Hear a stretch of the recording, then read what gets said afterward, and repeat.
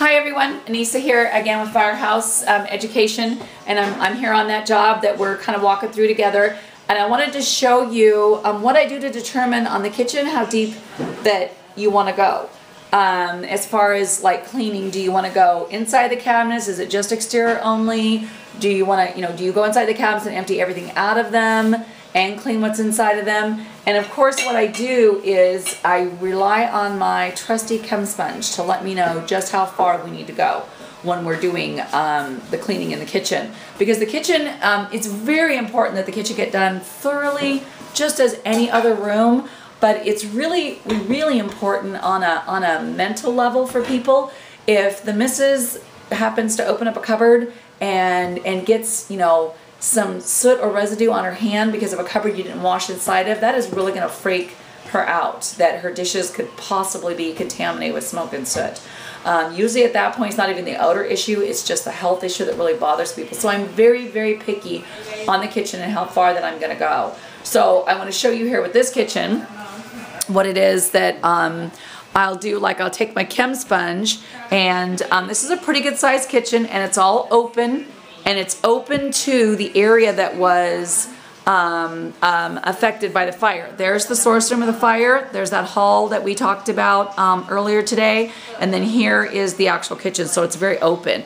So what I did was I went to every cabinet and cupboard and I tested with my chem sponge, wiping vertically and horizontal surfaces and seeing what was on the sponge and whether or not I had, dark lines, black marks, that would say, hey, you've got some soot or residue here, and that's going to tell me that I need to clean that.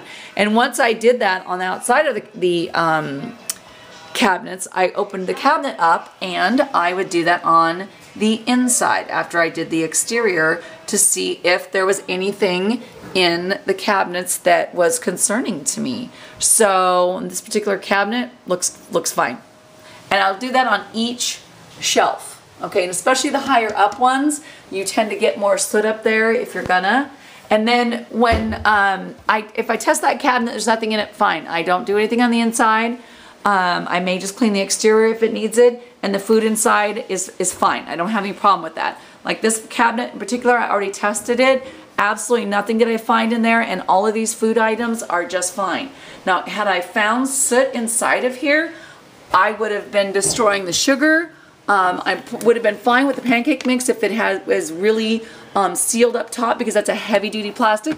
That is a metal tin, that's fine. The cookies would absolutely go. And all of these items, the macaroni and cheese, the chocolate brownie mix, that are all in cardboard boxes, they are sometimes in very thin plastic bags inside, but like the macaroni and cheese, this is just loose inside that box. So if I open this cabinet and I found smoke or soot in here, I would not be okay with that food whatsoever. I would be logging that destroyed, and of course getting the homeowner to sign off on the disposal authorization form and moving forward from there. So hopefully you found this helpful and informational, and give you guys a little bit of insight.